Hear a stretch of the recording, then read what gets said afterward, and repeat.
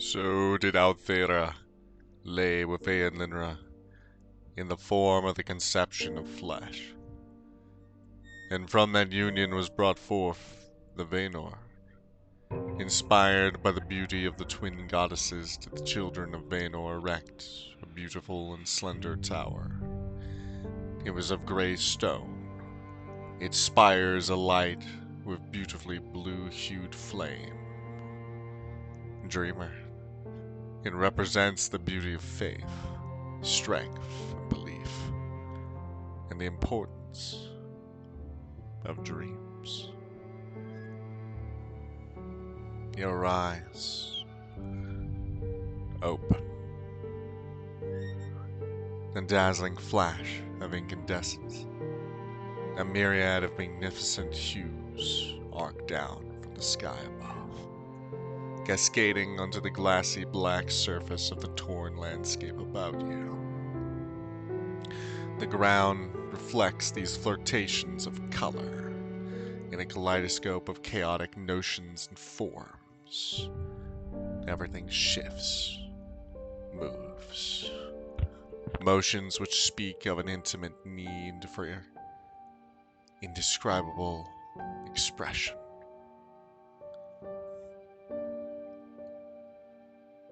Here we are, once again. Here we are, Vanduin. You see that before you lies that single tenebrous tower. It arcs towards the terrible sky, the palette of fiery brilliance above it not touching it even for a second, as though the rock and stone which makes up its great bastions rejects the notion of being altered in any way. Within your mind, you hear Relra's soft and calming voice again as she speaks to you. It beckons us, that thing which cannot be altered. Why does it beckon us? Perhaps it wishes to understand us. She drips out of your eyes and mouth. And then, as she puddles on the ground about you, she forms into the shape of a nebulous woman, all curves and slender lines, her strange amber eyes staring up at the desecrating monolith ahead. Perhaps it wishes to understand as we do.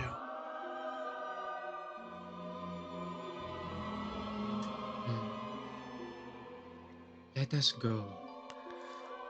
She nods. The two of you begin to walk. It has not always been. This design is born of necessity. She shivers as she speaks, a slow dread creeping across her smooth liquid features, and then she turns to look at you. I can feel it. It calls to you. Within it may be found some form of purpose.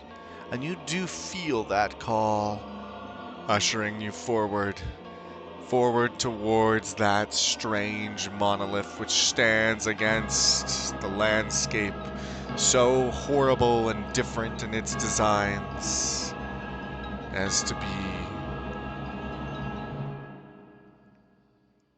almost indescribable.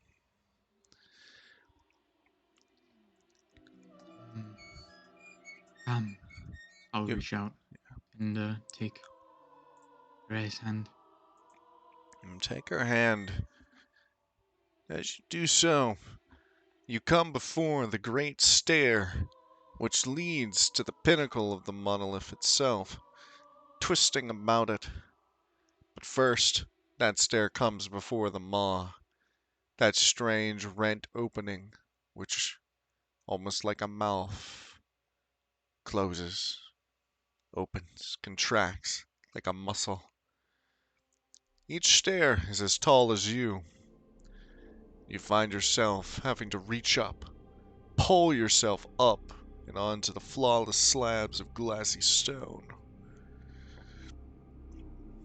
I will do so. This will take some time. As you move, hands reaching up, pulling, pushing, ascending, you find a strange feeling of exultation come upon you. Each stone climbed, filling you with a sense of lightness. Rilra re-enters you as you climb, forming across your body in lustrous designs of liquid nebulous night, and then dissipating through your pores, through your eyes, through your mouth. You say there is some kind of purpose. My purpose in here. I can feel it, I believe. A feeling of affirmation across your skin, a shifting of your flesh, different than anything you felt before.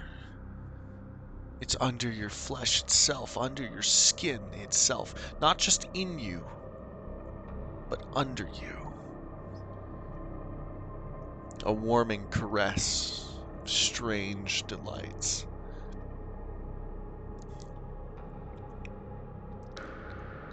And then a voice from inside your ear.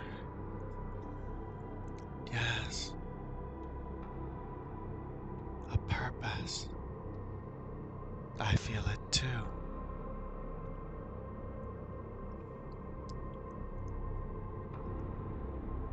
What purpose it is, I do not know, but I'm curious to find out. Perhaps we shall.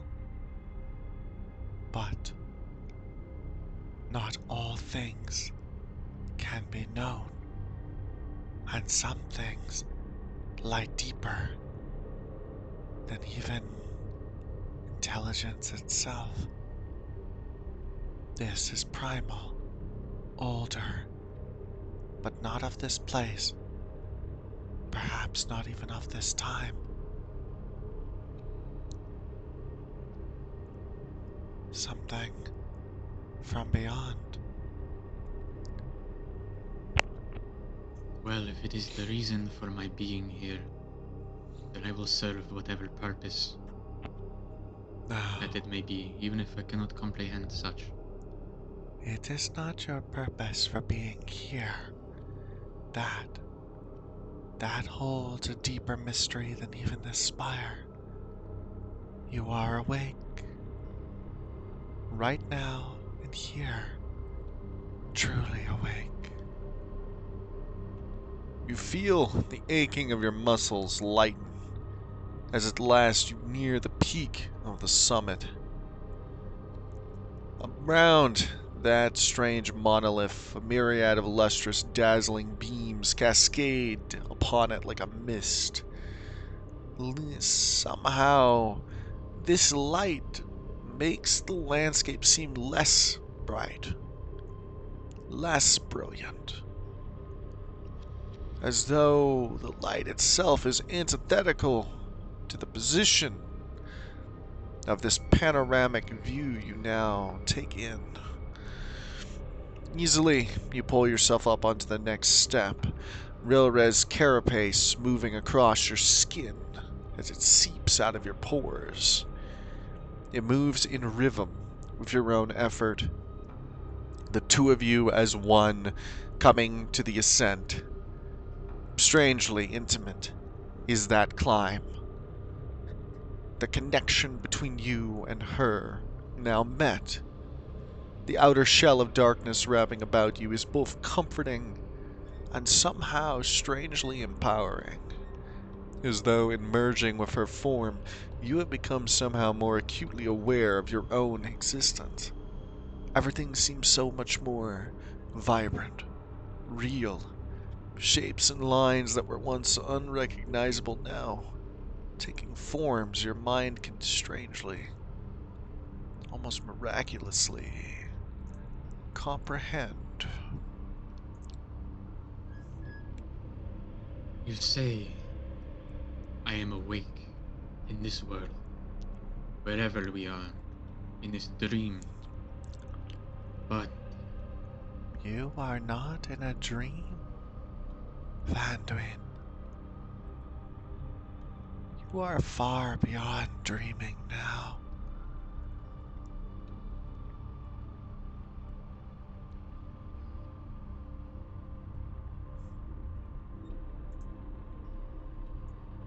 let us continue. Come. She nods. Easily, you pull yourself up onto the final, last step. Reaching the summit, you gaze upon that perverse pylon, that monstrous spire of living rock and stone that undulates in the center of the vale. You gaze up at its gothic parapets, enrapturing spires and arches which come together in a perfect symbiotic connection of stone and flesh. The spire moves, stone shifting, flesh like rock pulsing like a steady beat of a heart, like an organ. A noise can be heard then, distant, humming weir, the ancient calls of a siren at sea, luring distant ships into vast and dark waters. I will slowly approach this organ. The organ itself, as I describe it, this is the spire. The spire is moving. Spires. The tower itself shifting, undulating, moving like flesh, though made of stone. You are standing on a flat stretch. Ahead of you, you see the maw, a gaping hole twice as large as you are tall, all acute lines and strange Euclidean angles. You stare at it, then feel a rising sense of something perverse within you.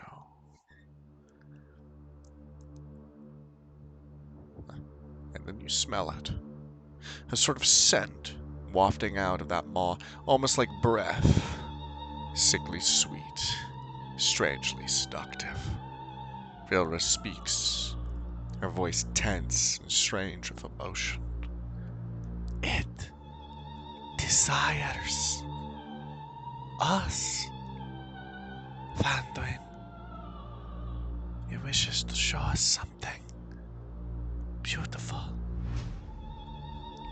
This place, it reminds me the the first times that I met you. Yes. Within yourself, where I have always been. Come, let us be consumed. I'll stand there, apprehensively for a moment, staring down into the maw, before taking a step forward into it, slowly, carefully, giving myself over to it. You move forward towards the mouth, and as though it senses you, it opens wide. Small, tendril-like stones stretching out to embrace you in their arms. You feel them gently tugging at you, pulling you forward, like a lover caressing their mate.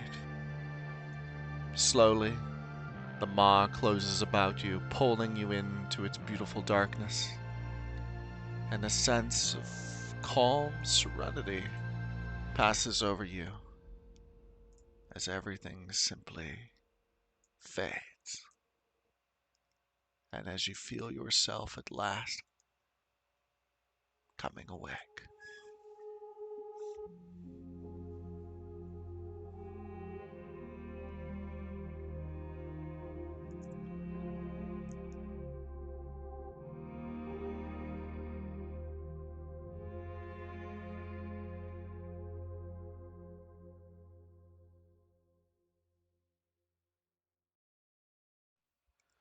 Your eyes open. You are lying on your bed, on your side. Yarla pushed up against you from behind. You don't feel tired at all. You've slept well. Your room is dimly lit by the sunlight coming through the open window. A gust of air accompanies it, cooling, refreshing, the smell of salt and incense mixing. So remove. After remaining in the bed for a moment, taking in the pleasant awakening, I will slowly wriggle myself from Yarla's grasp and pull myself to my feet. The edge of my bed, rather. You come to the edge of your bed. Fortunately, Yarla wakes. She blinks at you and then gives a grimace. She looks down at her hands. They've swollen further. She sits up as well, a bit of a glum look on her face. It wasn't a dream.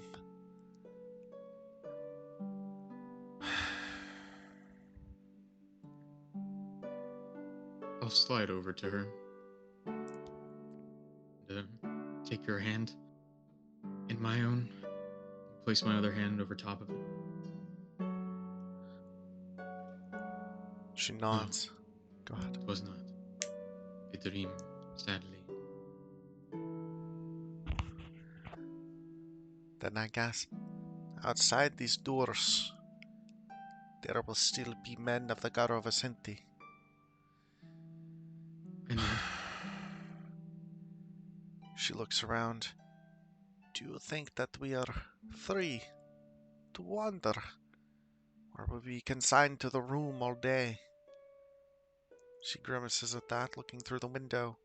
I do not wish to be trapped. I will find out, but regardless, we can go outside. Yarlai nods. Good. I am sorry if I am low in spirits. I understand, Yarla. She looks It at you. pains me to see you in such a way. Your hands in such affection. She nods. Moves to put her hand on your shoulder and then stops as she looks at her own hand again. And then decisively pulls it back and away. You'll just have to make up for it. You'll have to fight as fierce as the two of us. Or else what was this year for? The waste. A damned waste. No, it was not. I'll look her in the eye. She looks at you, a bit sheepishly. Eyes averting every now and then, not holding your gaze for a long period of time. Look at me, Yarla. She looks at you then, more solidly. Still, her chin is lowered a bit. She still seems quite glum. But, you know, that is most likely not going to change considering the current status of her, well, her being. This year that I have spent with you, it has not been wasted. She gives you a peculiar look when you say that. And bites her lip and looks away, nodding. No, it has not, has it? Still, why did I have to lose self-control? I was a day away. So stupid. So brash.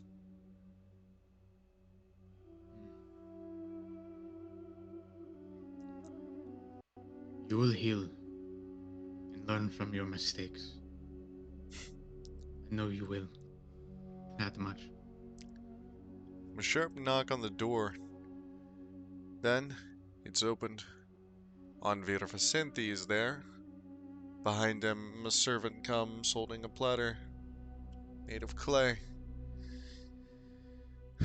On it are the bare necessities. For you, at least. For Yarla, there you see wine and meat. This, of course, can only mean one thing. The Anvir himself has accepted that she will not be competing upon the morrow. Yarla notices it too and nods, a bit resigned. Well, at least I get to eat well today. Anvar grins at that. Now, you should not let yourself become too glum. You have at least 3 more years where you can compete. You are young, Yarlai, and have much promise. And in the future, I think the Vicentigaro will make sure that you are well equipped, he says, grinning. The next time you need to break someone's skull in, we'll make sure that your hands are well protected. Gives a little cough at that, and then a chuckle. In the meantime, good work has been done, but still far too little. Come, let us eat. The platter is brought over to the bedside, where it is placed on the table there, just pulled out in between you and a chair which is set before it for the Anvir to sit in. He sits down and looks at the two of you, hands clasped before him. Your offerings are a bit of bread, water, a pinch of salt, nothing else. I will move over and eat my fill. Well, Although it feels a little wrong because I was supposed to be fasting today, but it is eat better your than fill is a being strong hungry. word. It is a Maybe eat strong your word. quarter. I think it'd be a little more Like, accurate. eat Alright. what I have in front of me. Yes. Anvir watches you and speaks as you eat.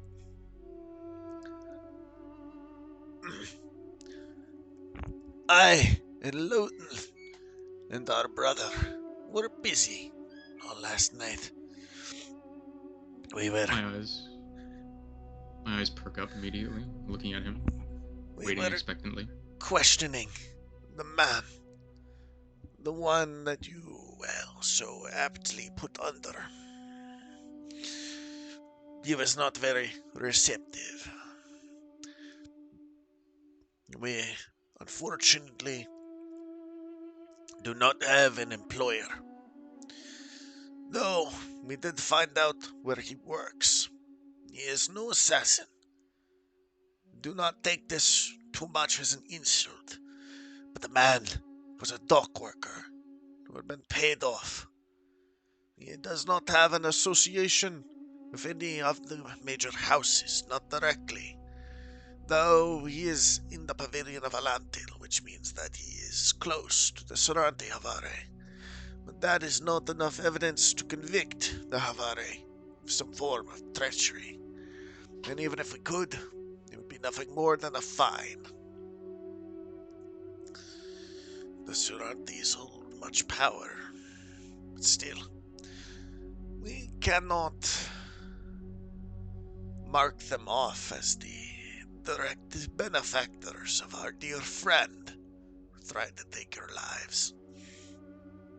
The other man in similarity is nothing more than a dock worker. These men were not trained. It seems almost clumsily done.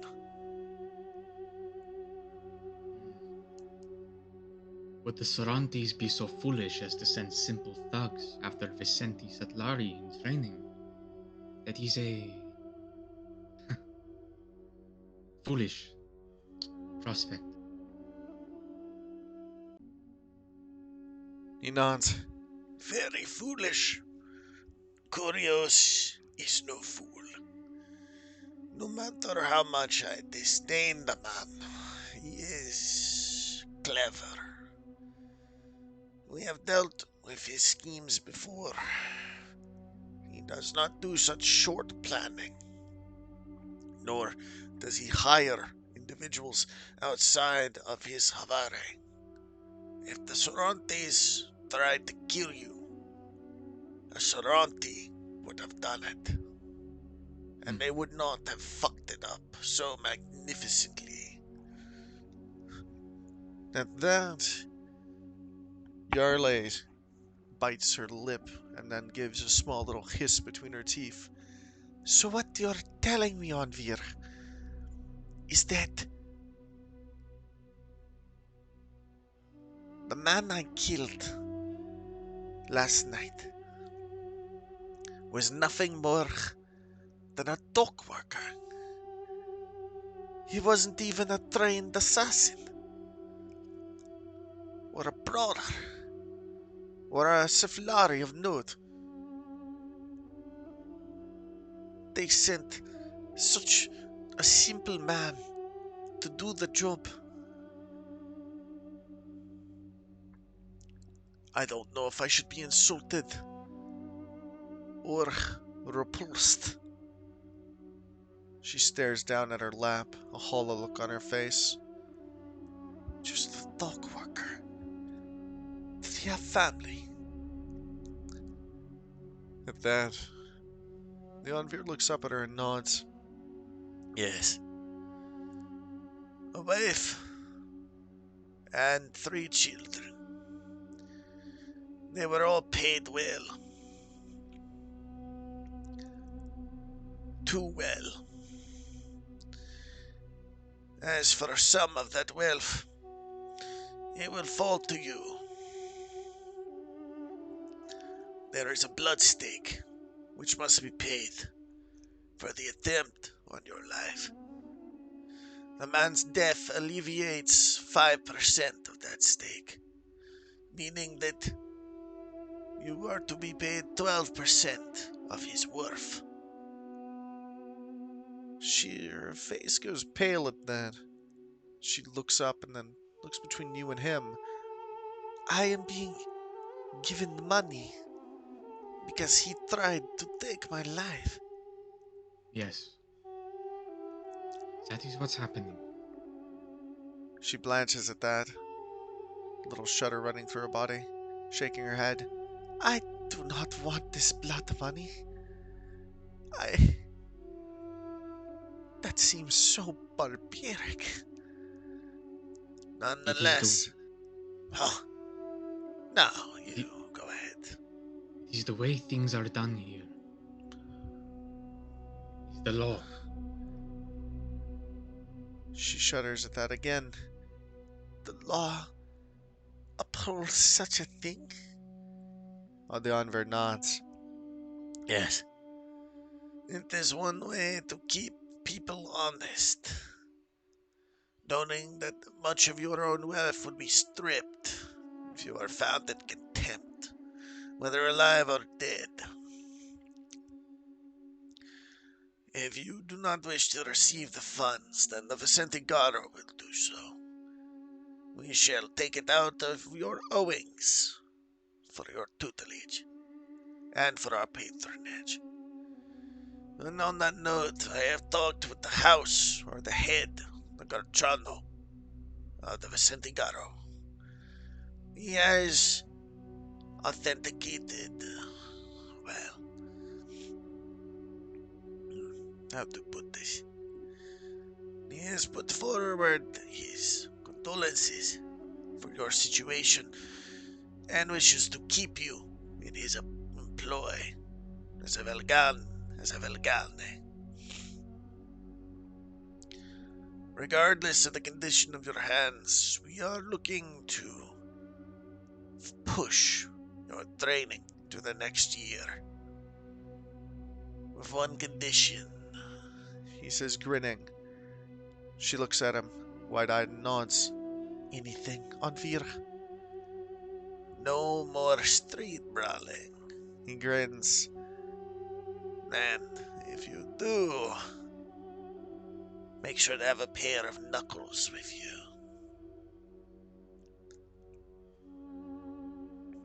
At that, she nods, bit of a grin on her face, though still a sad grin at that. Yennefer turns to you. As for you, the man who assaulted you is still alive. 7% of his wealth will be transferred to your accounts. Do Very you well. have effective accounts with Agalmenti here in Elevar? Galimenti being a banker. Do I? You do. I do. It's an easier way to pay when needed. He nods. Very well. When you have the time, write down the name of the Galimenti for me and which bank he represents. We shall have the funds transferred easily and quickly. We will Very well. bypass any need for you to appear in any official court. That is the benefit of the Vicente Garo. You see, the Garo works directly for the alarm itself. This, of course, makes legal matters quite fast. We shall expedite the case to prevent any inconvenience to yourself. I appreciate the haste at which these dull matters are being dealt with. I do not care for attending court. More important things I have to attend, like this Faitana. He nods. On the matter of the Phaeton, there are 149 contestants, about half the number of last year. Hmm. The cost of your entry, He says, looking to Yara. has been remitted. You will be given back 85% of the cost based on the situation. This, coupled with the paying of the blood debt, will mean that you will have a hefty fortune in your pockets. As I said, the dock worker was paid finely. Too much money, it should be said. Even for a Sorante, the kind of sum was, well, extravagant. Hmm. There's only a few families who could afford paying a dock worker that much for such a simple task. He nods. It seems so unabashedly frivolous. I do not think it is the Arvaltis. They do not play this way. They are a house that has honor without question. It is not the Toshars, nor could it be the Aitavar. The coins used were of the wrong mint.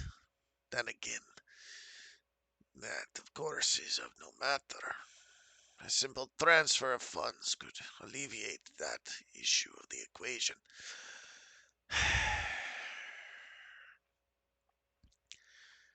We are unsure.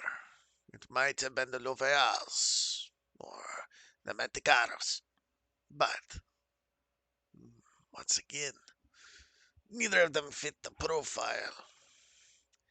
It might have been someone acting alone. Still, who can say? We are continuing the investigation, however. Lowton will be heading it. He has a certain appreciation for these matters.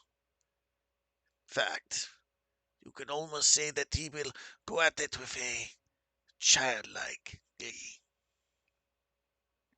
That is the way of Lowton. Your breakfast is finished, and the envoy stands. You are permitted to leave this room, but only as far as the fence of the grounds of the Havare. Besides that, you may go through any of the halls or the rooms in this place, but please inform one of the Siflari beforehand. There will be a solid watch until tomorrow morning, but I doubt anyone else will act on you. Very well.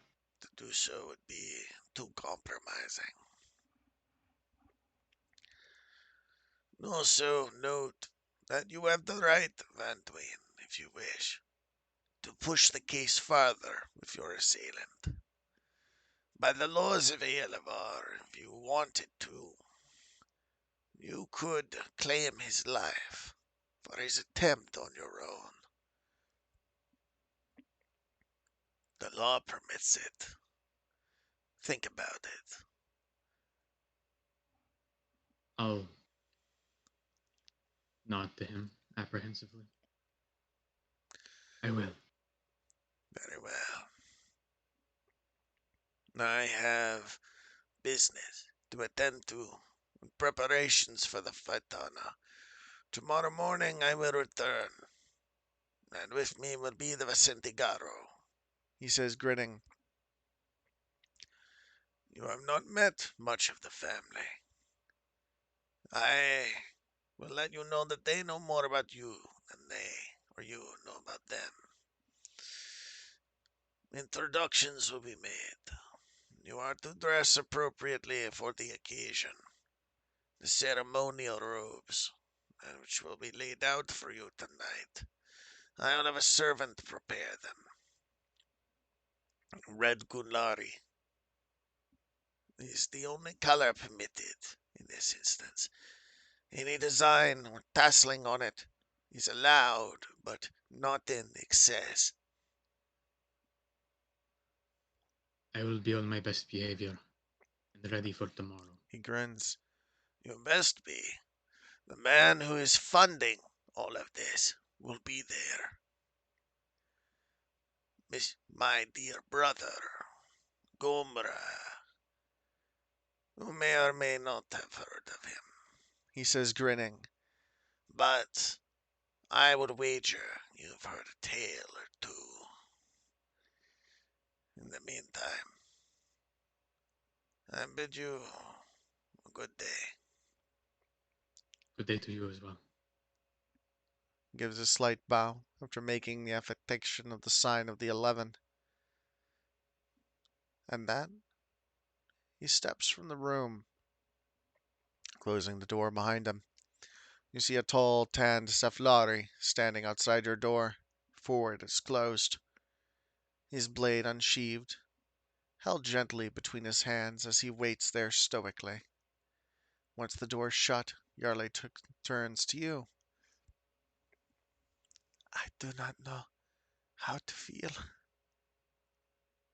I do not want this money. I hmm, I do not know how to feel about all of this either. The situation has become very complicated. She I nods. wish things could have just been easier. A nice, simple celebration, competition. But now there's blood spilled, people dead. Why For did it what? why did it have to be so messy? Hmm, Are they not confident in their abilities? I don't know. Whoever it is, though, I want to find out. She nods. I do as well. This is horrible. She sits down on the bed, and her head hanged, um, knees up against her chest. She pulls them close. She looks around the room grimly. I don't know what to tell you. What you should do with the money. Do as you wish. Shakes her head, and that she just gives a small little nod. I If I will. were you, though, I would take it. The blood has already been spilled. Things have already been done. The This rest is. is out of your control and mine. This is not the way of Mirkar. You are a long, long way from Mirkar, as I am a long, long way from Prakandor. How would this be handled in Prokandor? Do they pay each other for the deaths of others there too? Do they? They're a bit quieter about it. But And what would... you've heard enough about assassinations in the court to know that they are a bi-monthly occurrence at best. And what kind of punishments do the assailants receive? Death. Hmm. No. Death in case of very certain circumstances. Anyone related to the Idavarian family. If you are not in the Idavarian family, depending on the attempt, it may even lead into an elevation in Pra, though a de-elevation in station. Your Pra may go up, but you may also be sent to a penal colony. It just depends. Prakandor is complicated. Prakandor is a strange place. A strange way of doing things. How do I explain?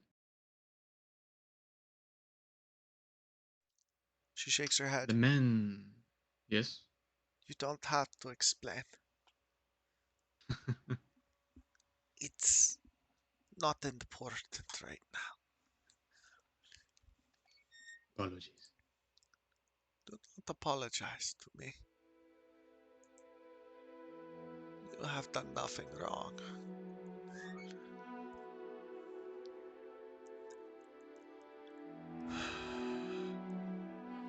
She looks out the window. She sits on the bed. How far do you want to go? Outside? Where? Today, No.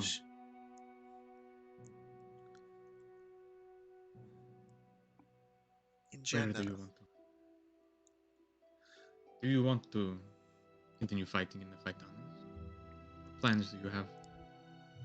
I might attempt to enter next year's. In fact, it seems as though I am already contracted to do so, regardless of my feelings.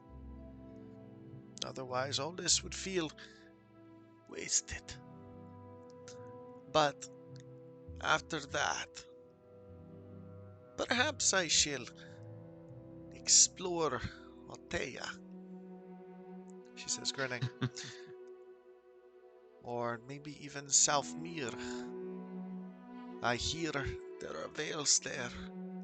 Deep, beautiful forests that spread for miles. You told me. And I have been thinking myself about what I want to do after all of this. I do not relish the idea of going back to Prakandor. I detest its squalor, living the politics of that place. As much as I want to do my duty,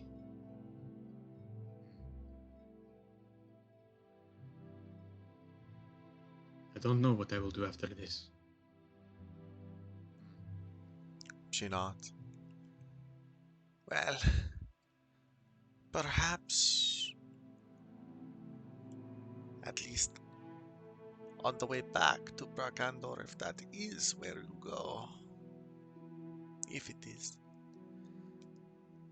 We could pass by Altea. You could show me Mrefi.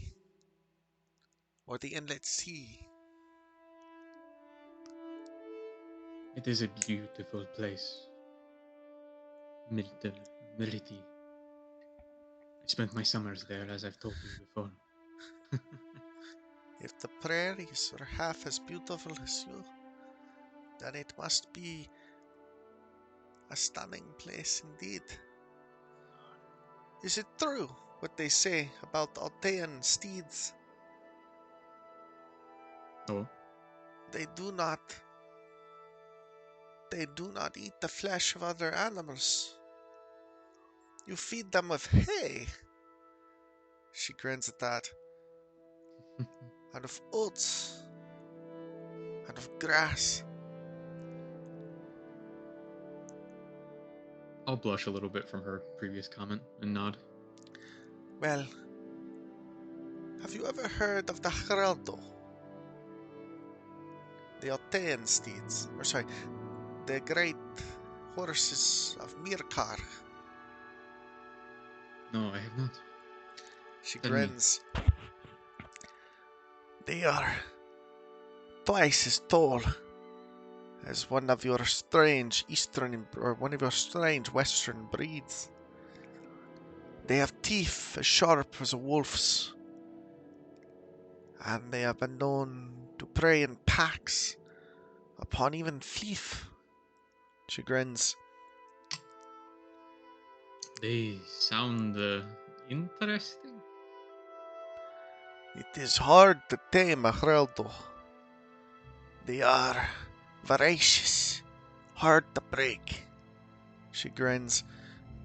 But if one forms a bond of one, it becomes closer than even a Galen and his Galena. Hmm. The bond is that solid. She Then nods. once one is broken in. They are more intelligent than any horses I have seen in this strange western land. They have a cunning about them. They have been known to set ambushes, traps, and there is a certain intellect behind the eyes.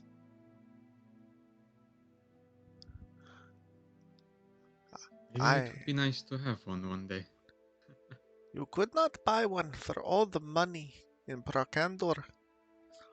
A Mirkari would not ever sell a Geraldoian steed, nor would that steed bear someone who is not Mirkari. Hmm. It won't even bear most Mirkari. It sounds wild, ferocious. They are. Entire herds of them have gone through villages, eating and consuming, tearing down buildings, trampling, stampeding.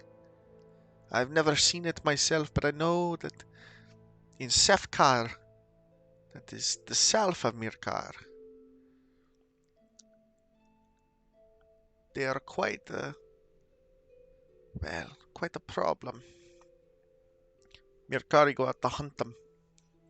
Kinds, dozens strong, with bows and long lances. And the kinds don't always win.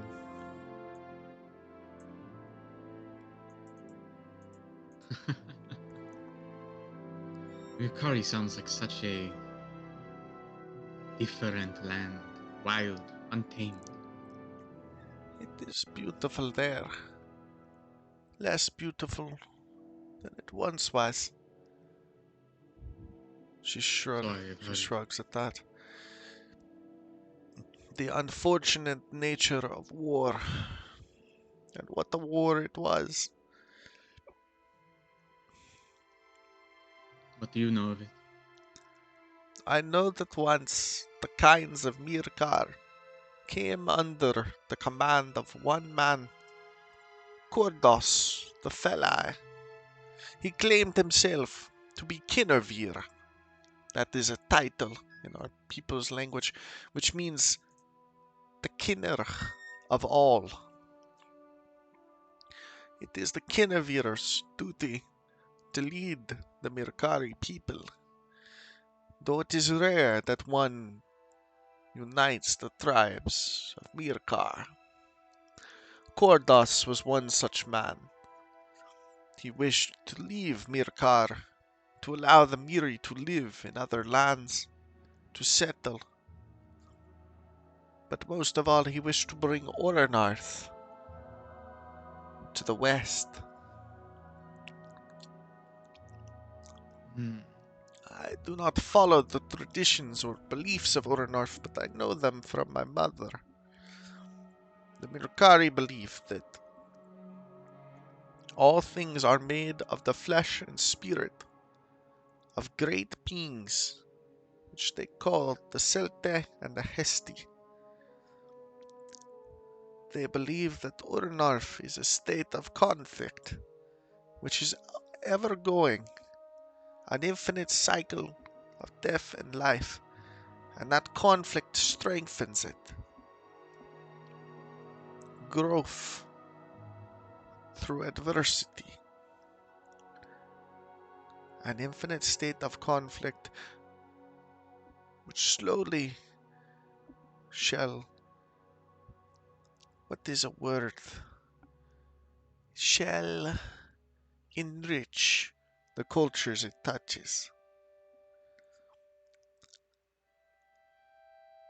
Kordas. Go ahead. Sounds like a most interesting idea. Harsh, but interesting. Where does peace and calm play into this Orenar? At the end of it all, once Orenarth comes, all things shall be swept away into a conflict which lasts in eternity. But at the end of that eternity, for no thing is truly eternal, there shall come a time of naught but peace, when all conflict is played out, all war is finished, all violence done, and grudge forsworn. Then all peoples shall live in a new harmony, in a new place. For Orenarth shall make it to be so, that the world once again shall be renewed. In some ways it is similar to the great design of Ra, which once it ends, shall come again, designed by the great sleeper. They parallel each other in a way, Orenarth and the great design, but one is much more violent than the other. I see. That is an interesting thought. That parallel. Perhaps it is because they all stem from the same source. Or at least some scholars would like to believe. Those scholars, though, tend to be ridiculed. The Norians tend to be quite avid about the purity of their beliefs, I have found. As someone who is only tentatively a worshipper of the 11, I find that my belief does not need to disregard the beliefs of others, perhaps a product of my Miri upbringing. In Mirkar, we do not refute the existence of any other god, any other patron or deity. We accept that if one can exist, then all must exist. In that way, I am not just a Venorian. I am also a believer of the Miri and of the Order North.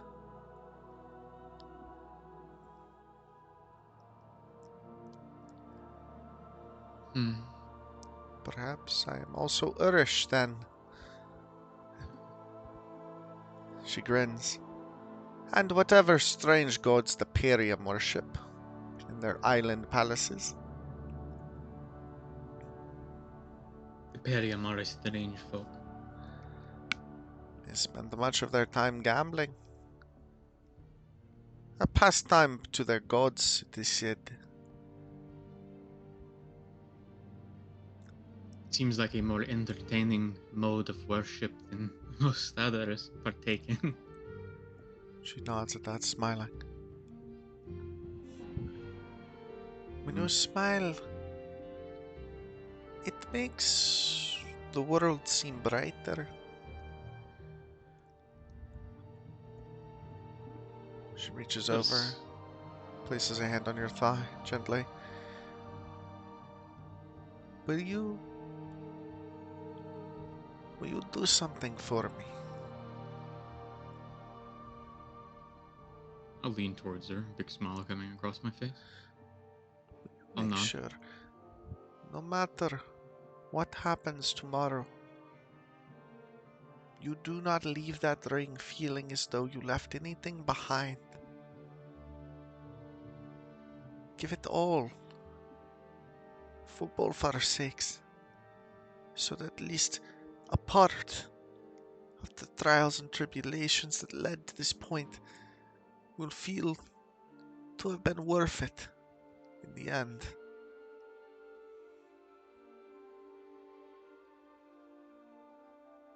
I plan to give nothing but my all for both of us.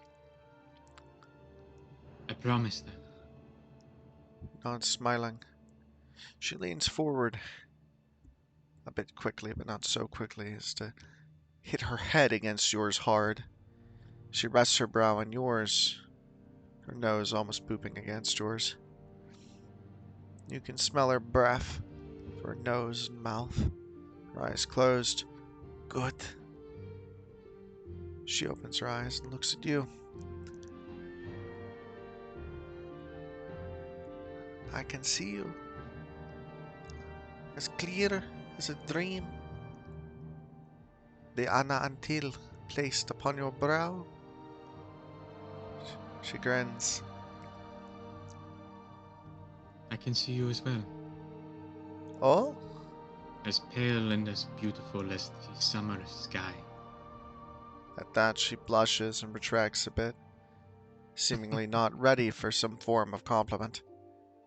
She looks up at the ceiling, placing her hands between her legs, not pressing them, of course. They're still bandaged, and, well, there's a bit of blood on those bandages. They most likely need to be changed at some point.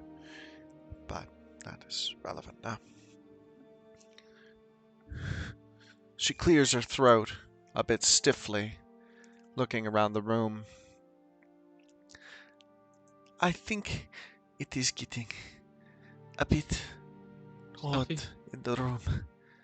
Perhaps we could go walk out in the grounds. Yes, yes. I'll stand up. Let us get to rest. Have a nice walk.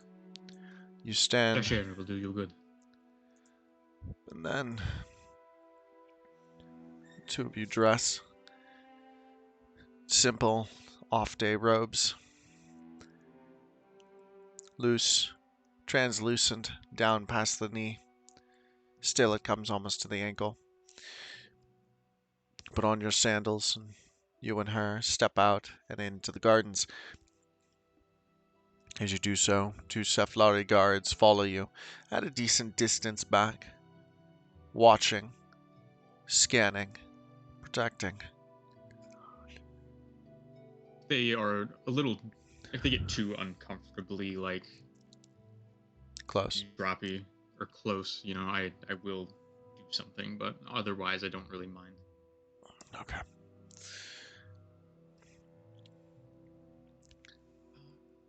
But I will take Yole's arm and just kind of walk through the gardens of this Havari that we've been renting. The Havara Staring. Gardens are spacious. There is a tall date tree not far from the gate. A large fountain of water surrounded by stone benches and many different strange and exotic flowers planted here and there.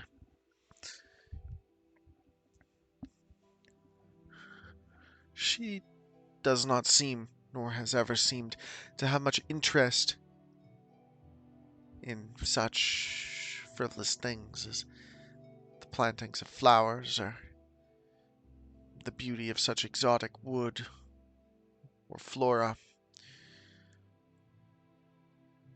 From your conversations with her over the past year, you find that she is, however, enraptured with the more naturalistic tendencies of nature itself.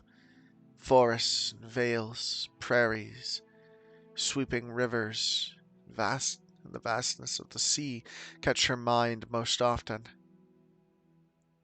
She often waxes almost poetically about the vast lands of Mirkar, the great mountains of the west, Ilubever, and the beautiful forests of the north, the sweet scents of pine and of old fir trees. As we walk on, with my other hand, brush it along some of the flora within the garden, and I'll turn to Yarley. I wonder what kind of sights, beautiful mountains, valleys, rivers, that the people of Yelavar and Mirkar and our world as we know it have not yet seen. Surely there must be more out there. She nods. I heard there are lands in the north of Vene and elsewhere that have not yet been explored that well. I hear that, well, less than a quarter of the Vene continent has even been explored, let alone settled.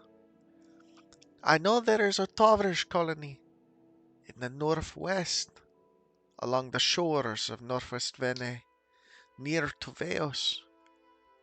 Hmm. My mother often dreamed of going there to settle down far away from the busyness of the streets of Yelavar. My father, who knows where that bastard is, or who he is, she would never speak of him. Perhaps I am You, the child of a Celte. I will never hmm. know.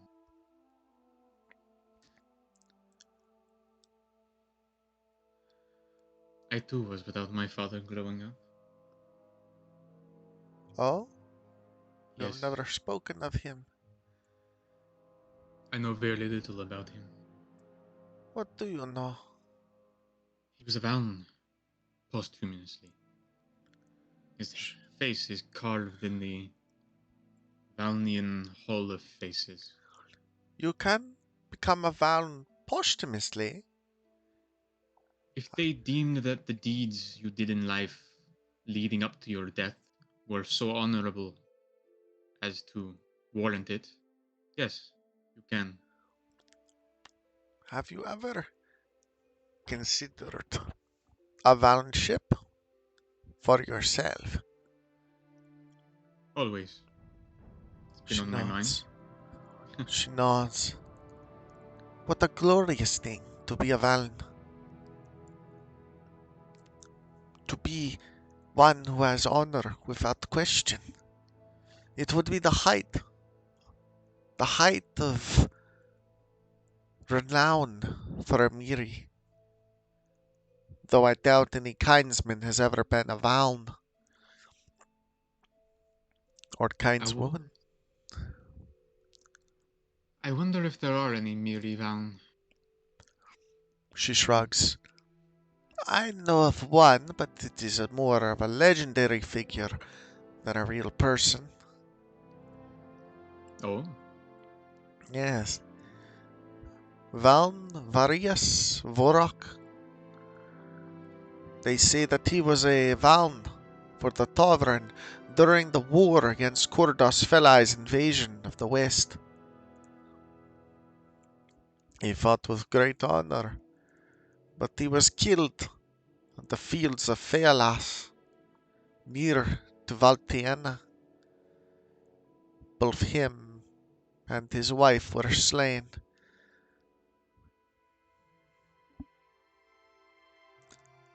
sounds tragic. She grins. But that is not the mystical part of the story. Oh, They say that after he was killed, his chest laid open by a wound from the blade of Mergar, that Althera herself descended, and she placed her hand upon his breast, and she brought him back to the vitality of the dream, telling him that his time was not yet used, and that still there was much for him to do. And she sent him eastward to seek the ancient halls of Calianor. And there it is said that he once again crushed blades of Meragar, and that the two fought eternally within the halls of Spirosefri, the great tower of Galavan, locked in a contest which may never end. so are they still there, battling it out to the end of days? She grins. I hope not. That would be tiring. And there is so much more to life than just mindlessly brawling. Indeed. I think after the Faitana of Everen, I never wish to touch a sword again. Or a spear. I'll go and find some other profession. She grins. Maybe even settle Oh, down after traveling the world a bit. I feel like life has more to offer than just soldiery. Though I will soldier for a time longer, I think. But after what happened yesterday, I do not know if I can stomach that kind of conflict. I do not think I have it in me. It does something. I still can't get it out of my mind.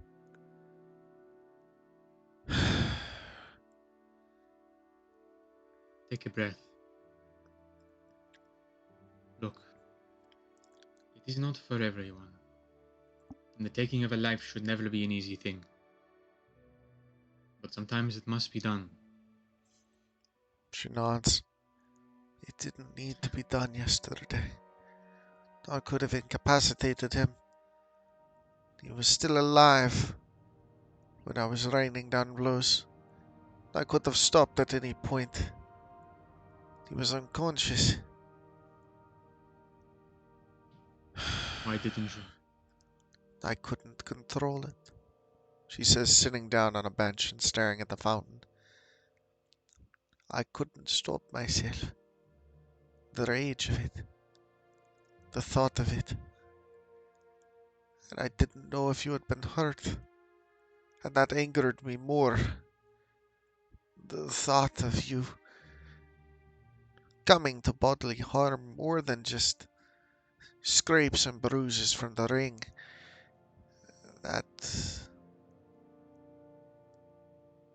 That showed me something very uncomfortable about myself that I'm not sure I can really understand. That I'll loss kneel of down. control. I'll kneel down in front of her and take her hands. You take her bandaged hands, looking down at them. They've swollen a bit, but she looks at you.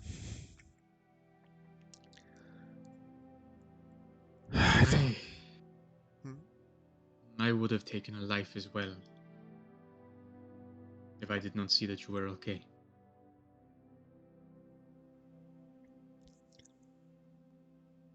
She nods a bit glumly, then looks down at her hands that you're holding, and then looks at you. Vanduin, Yes, are we good friends? of course. She nods, And I hope so for always. and then she leans in next to your ear, whispers into it. 1 second. Ain, aun naluwa ayo, hinnefi noro, isefta, getter, ayomir, irame.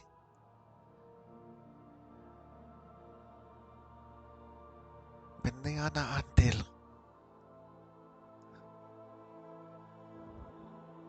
and I will name you Galina. Do you know the importance of that? Do I? You have never heard Galina. Well, you've heard her say it a few times here and there, but never of context.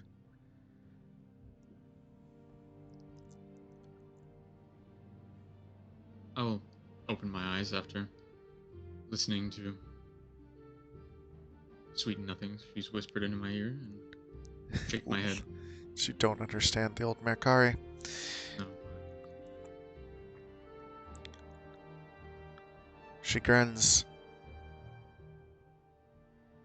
What I just said is part of a very old line of poetry. I'm not sure if I wish to translate it directly, but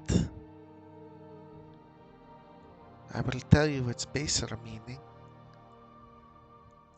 It is a challenge, Vanduin. A very old one. A challenge. I am always up for those. She nods, grinning.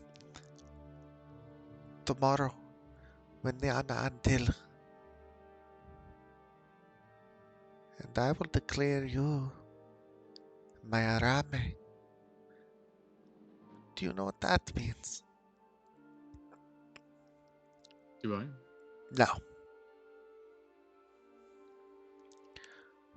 No, I do not. She You're nods at going that. to- Go ahead. You're going to declare me what? My Arame.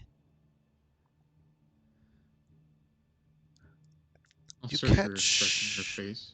you catch words in there. The most easy, of course, being Ara.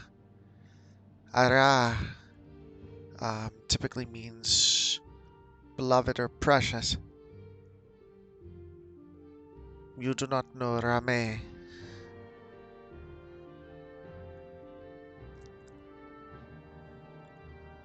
Expression's a bit misty. There's a slight smile on her face, though not open-toothed. Just spreads across it.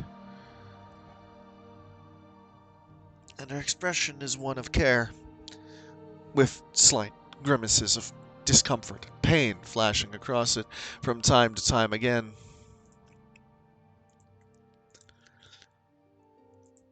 I'll look off, not sure what to make of her words. But still sitting there in front of her, holding her hands, maybe a little bit too tightly, as I think. She gives another little grimace. If you want me to heal anytime soon, you should probably loosen up a little, she says. I'll shake my head quickly and leave that train of thought and let go of her hands. Apologies. I was not thinking. My bad. She pats the seat next to her. Come, sit. You I will do have so. many hours left to fast. You're probably already feeling it. And you are, it should be said. Uncomfortably so. The lack of food and mostly the lack of water, the dryness of your lips, the dry in the back of your throat, is maddening. You fasted before you understand what is to come. It does not make it any more or less uncomfortable than it already is. The two of you sit for a while, talking, sharing small conversations. The same pleasantries that you have for so long now.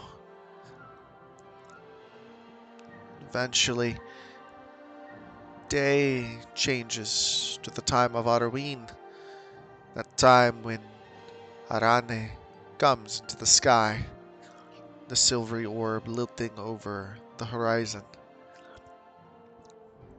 Stars fill the vastness of the night, and you feel comforted at the presence of your friend. Eventually, knowing that you need to sleep since you have to wake up early in the morning, Yarle stands. I am tired now, Vanduin. I am too. More than you could imagine.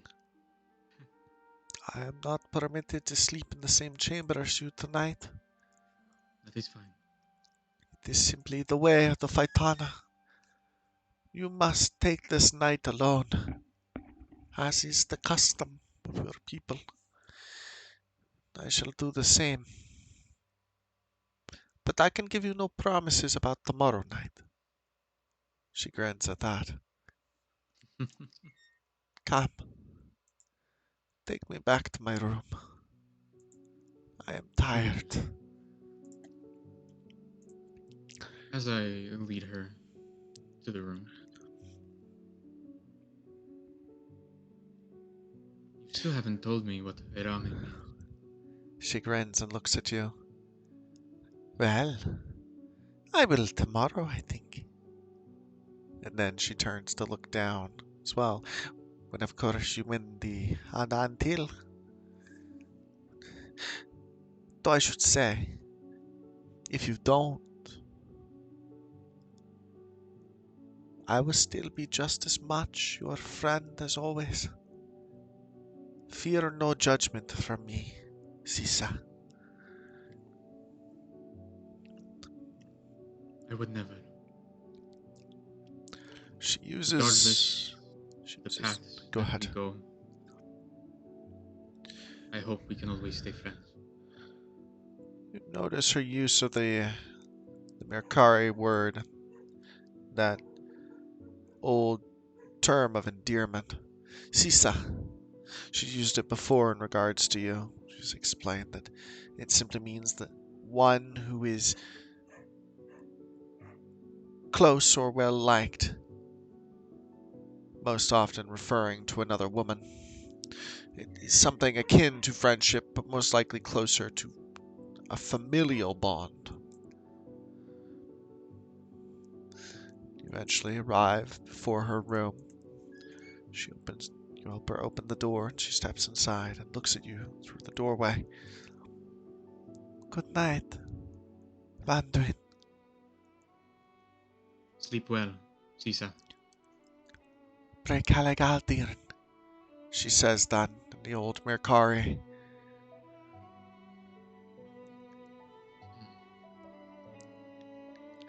Galdiran, at least, you can surmise, from Galdrach, which is a word which exists in both the Alarish and your language, which simply means to be brave. I will. She nods. And then the door is closed. Once she is gone, you feel somehow lonely, colder, even in the warm night air of Yelavar. I'll stand there for a moment, a short while, in front of the doorway, before turning and looking out to the nearest window, the night sky. Make your way to the nearest window. Gazing out, You look to the night sky, to the nebulous depths there. Something changes.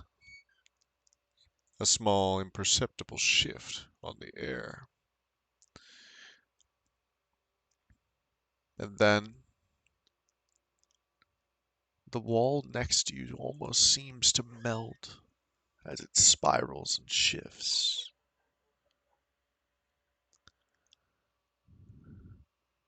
I'll look at it, surprised. It doesn't seem to hold shape. Everything around you is slowly spinning. The wall on which or the floor on which you're standing becoming the wall, then the ceiling. Your body feels like it's strangely distending, and then you hear something distant, a sort of melancholic echoing.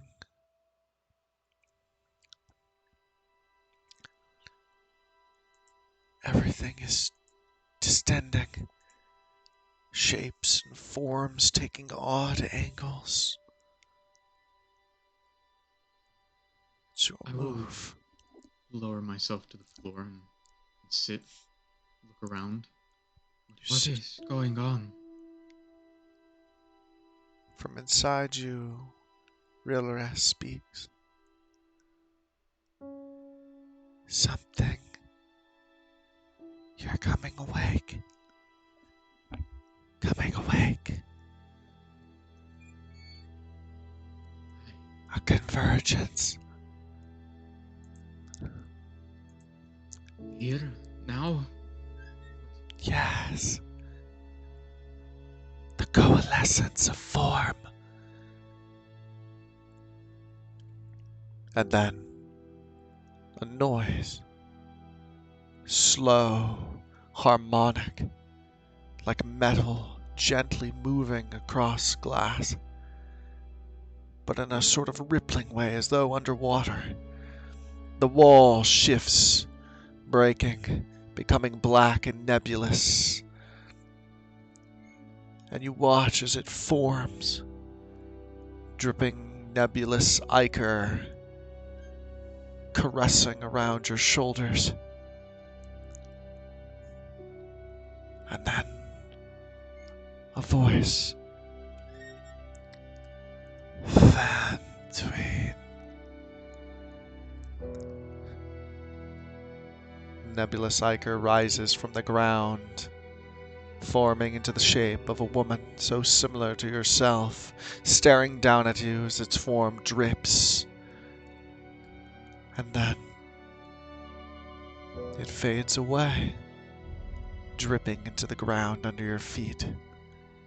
And you feel yourself falling away, being pulled, torn, descending into an abyss, a void. Everything around you shifting and spiraling violently until at last your mind becomes numb. You hang in the void, descending through starlight. You're walking across a long expanse of starry night. Around you, that nebulous carapace forms on your skin. And it all feels so real. And that is where we will end that for now.